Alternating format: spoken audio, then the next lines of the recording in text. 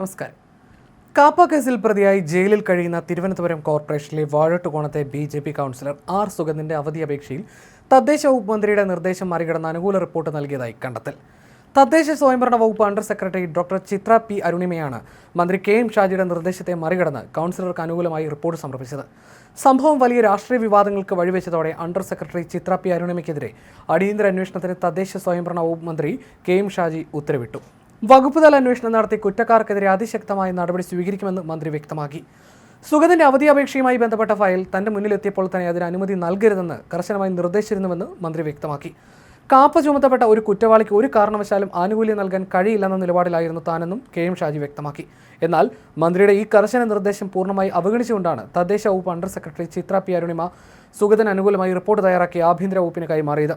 സർക്കാരിനും ഭരണമുന്നണിയായ UDF-നും വലിയ രാഷ്ട്രീയ തലവേദനയും തിരിച്ചടിയുമുണ്ടാക്കിയ സംഭവത്തിൽ BJP സർക്കാർ ഡീലാണെന്ന് പ്രതിപക്ഷം ആരോപിച്ചിരുന്നു.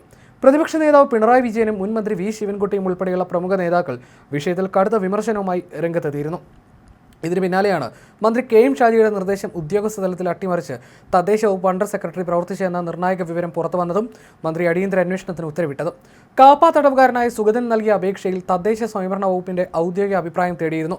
തുടർന്ന് ജൂലൈ 18-നാണ് തദ്ദേശ വകുപ്പ് അണ്ടർ സെക്രട്ടറി ആഭ്യന്തര വകുപ്പിന് സുഗതൻ അനുകൂലമായ റിപ്പോർട്ട് സമർപ്പിച്ചത്. തദ്ദേശ വകുപ്പ് നൽകിയ ഈ റിപ്പോർട്ടിന്റെ അടിസ്ഥാനത്തിലാണ് ആഭ്യന്തര വകുപ്പ് അവധി അപേക്ഷയിൽ തുടർ നടപടികൾക്ക് അനുമതി നൽകിയത്. ആഭ്യന്തര അണ്ടർ സെക്രട്ടറി നൽകിയ അനുമതി കത്ത് ചൂണ്ടിക്കാട്ടിയാണ് മേയർ വി. രാജേഷ് സുഗതന്റെ അവധി അപേക്ഷ നിയമപരമാണെന്നും വോട്ടെടുപ്പ് കാര്യത്തിൽ മേയർക്ക് തീരുമാനമെടുക്കാമെന്നും അറിയിച്ചത്. വെള്ളിയാഴ്ച ചേർന്ന കൗൺസിൽ യോഗത്തിൽ തിരുവനന്തപുരം മേയർ വി. രാജേഷിന്റെ കാസ്റ്റിംഗ് വോട്ടോടെയാണ് സുഗതന്റെ അവധി അപേക്ഷ പാസ്സാക്കിയെടുത്തത്. 51 പേർ അവധി അപേക്ഷയെ പിന്തുണച്ചതായി മേയർ വി. രാജേഷ് കൗൺസിലിനെ അറിയിച്ചു. UDF വിമത കൗൺസിലറും BJP നിലപാടിനെ പിന്തുണച്ച് അവധി അപേക്ഷയ്ക്ക് അനുകൂലമായി വോട്ട് ചെയ്തു. കാപ്പ കേസിൽ പ്രതിയായ ആർ. സുഗതൻ നിലവിൽ വിയൂർ സെൻട്രൽ ജയിലിലാണ് കഴിയുന്നത്. കോർപ്പറേഷന്റെ തുടർച്ചയായ 3 കൗൺസിൽ യോഗങ്ങളിൽ പങ്കെടുത്തില്ലെങ്കിൽ കൗൺസിലറുടെ അംഗത്വത്തിന് നിയമപരമായ അയോഗ്യത കൽപ്പിക്കപ്പെടും. ഈ അയോഗ്യത മറികടക്കാനും വാർഡ് കൈവിട്ടു പോകാതിരിക്കാനുമാണ് BJP ഭരണപക്ഷം അവധി അനുവദിക്കാനുള്ള നീക്കവുമായി മുന്നോട്ട് പോയത്. കൗൺസിലിൽ ഹാജരാകാൻ എസ്കോർട്ട് പരോൾ വേണമെന്ന സുഗതന്റെ ആവശ്യം നേരത്തെ ആഭ്യന്തര വകുപ്പ് തള്ളിയിരുന്നതിനാൽ അവധി അനുവദിക്കൽ മാത്രമായിരുന്നു BJPയുടെ മുന്നിലുള്ള ഏക വഴി.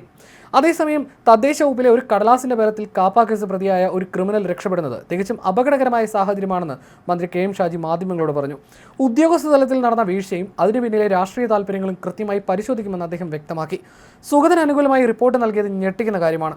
ഫയൽ എൻ്റെ മുന്നിൽ വന്നപ്പോൾ തന്നെ ഒരു തരത്തിലുള്ള ആനുകൂല്യം നൽകരുതെന്ന് വ്യക്തമായി രേഖപ്പെടുത്തിയാണ് ഞാൻ തിരിച്ചയച്ചത്. എന്നാൽ അതിൽ വീണ്ടും അൺഒഫീഷ്യൽ നോട്ട് എഴുതി അട്ടിമറി നടത്തുകയായിരുന്നു. അതിനു പിന്നിൽ പ്രവർത്തിച്ചവർക്കെതിരെ വിട്ടുവീഴ്ചയില്ലാത്ത നടപടി ഉണ്ടാകുമെന്ന് മന്ത്രി പ്രതികരിച്ചു.